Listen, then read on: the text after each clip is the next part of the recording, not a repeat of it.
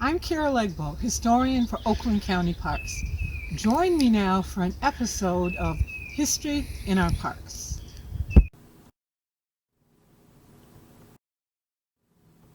A canal, a sawmill, and the search for gold.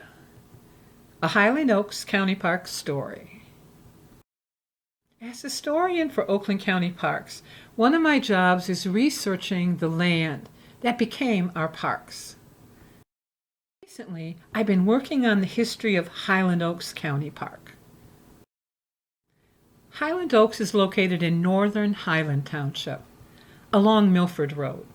It has over 300 acres of rolling hills, old pastures, wetlands. It has 2.5 miles of trails, places to fish. And like all our parks, it has some fascinating history. The history of that land is likely to go far back in time. As this old map shows, there were significant Native American trails in the area. Here was the Shiawassee Trail, one of the most significant Native American trails in Michigan. It had a branch coming off heading to the west. And in the northeast corner of the township, another significant trail that headed into Rose Township. That trail is just 1/2 mile from the land that became our park. So it's likely there was a strong Native American presence in the area. Of course, that changed, and by the 1830s, people were purchasing land in Highland Township, including Section 3, which is where our park is located. The first person to officially own the land was someone called Phineas Davis from Boston. But he didn't just own the land that became our park. He owned several other parcels in Highland Township. He also owned a parcel in Rose Township to the north. His uncle, John Davis, also owned land in Rose and Highland Townships. It turns out that John Davis happened to be governor of Massachusetts at the time. This little piece of land was owned by Thomas Perkins, a millionaire from Boston. And these 3 pieces were owned by Daniel Webster, the famous orator, senator, and later Secretary of State, another Bostonian. But these Bostonians didn't just own land in Oakland County. Phineas Davis also owned land in St. Clair, Wayne, Genesee, Clinton, and Eaton counties. John Davis owned land in Van Buren and Kalamazoo.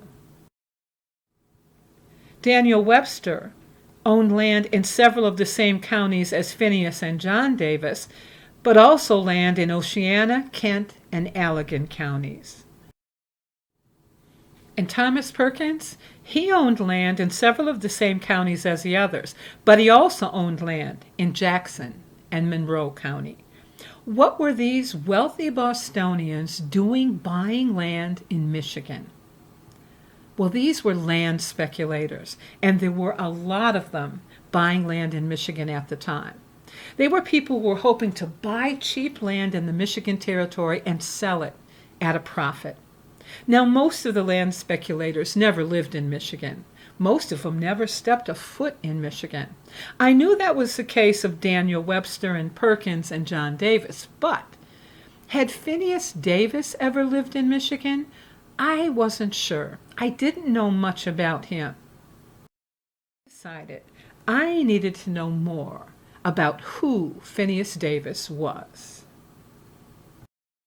I learned that he'd been born in 1801 in Worcester, Massachusetts. The son of Phineas and Martha Davis. His family ran a leather business with a tannery, and many of his brothers went into the family business, but not Phineas. He had interest in becoming a merchant. So he moved to Norfolk County. And in 1822, he married Abigail Thayer in Braintree, a town in Norfolk, which was right outside Boston. It appears that Phineas became a merchant in Boston at the time. There was a lot of talk in Boston about the Michigan Territory and the potential for economic opportunity there. So in the late 1820s, Phineas Davis made the move to Michigan. He settled in Detroit, where soon after he started a store at the corner of Jefferson and Griswold. It didn't take long before he got interested in other business ventures. In 1829, he formed the Detroit Hydraulic Company with some partners. This company was started to provide a waterworks, water to the growing town of Detroit. It turned out to be a formidable task, and the company wasn't able to pull it off, and it was purchased by the city in 1836. He was also involved in the Saginaw Bay Company. This company purchased a lot of land where the Saginaw River empties into Saginaw Bay, with the intent of building a community there. But that didn't quite work out either. And then he was involved with the Black River Steam Mill Company, a company that built a mill here on the Black River in the area that would become Port Huron. In this case, he borrowed money from wealthy Thomas Perkins in order to start the company. It got off to a good start, but then things didn't work out so well, and Perkins withdrew his money, and once again, that company was sold off. The most challenging venture appears to have been the Gibraltar and Flat Rock Company. He formed that company with the intent of building a canal here in southern Wayne County. It was designed to connect Gibraltar on the Detroit River with Flat Rock on the Huron River, with the hope of improving shipping across the canal up the Huron River to Ypsilanti, and then using a series of canals and rivers all the way across Michigan. He borrowed a lot of money from Daniel Webster to get this company going, but in the end, it didn't work out, and it was a failure. By the 1840s, Phineas Davis was bankrupt. But he didn't give up.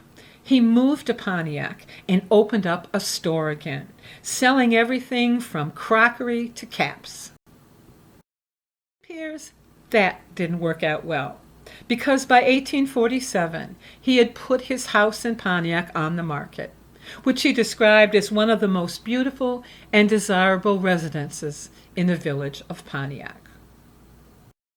I was able to locate his wife and two of his children in Pittsburgh in 1850, but I couldn't find Phineas Davis. That's when I hit a brick wall, trying to answer the questions of when and how Phineas Davis died. Now, normally, when a historian hits a brick wall, it's because they can't find an answer to a question. But in this case, I had the opposite problem. I had too many answers. In the book Early Days of Detroit, it was reported that Phineas Davis died in Pontiac in 1850. But according to the 1877 history of Oakland County, he had drowned while returning from the Sandwich Islands. That was what Hawaii was called at the time. Two very different explanations of his death. A family tree reported that he had died in 1850 in Humboldt County, California. Yet another family tree said it wasn't 1850, it was 1851, and it was October. A family history of his wife's family reported that he had died in October, but in 1850 in California. 5 different explanations, but which one was the correct one? Were any of them correct? I was determined to find out. It took some detective work, but I was finally able to locate a newspaper, The Republic. It was published in Washington, D.C. at the time. This was an article from 1851, which gave me the answer. It said that Phineas Davis had drowned at the mouth of the Klamath River in November of 1850. Now, what was he doing near the Klamath River? Well, according to the article, he was largely interested in California gold mines. It made so much sense. Think of the ventures he'd been involved in, sawmills and canals and building towns. It would be logical that when the gold rush started, Phineas Davis would head out west to be involved in the gold rush. Where had it happened? It happened here in Northern California. The Klamath River empties into the Pacific here in Northern California in Trinity County. When you look at the 5 different answers, several had pieces of the correct answer in them. 3 of them had mentioned 1850. 1 of them had mentioned drowning, but not in California, drowning near Hawaii somewhere.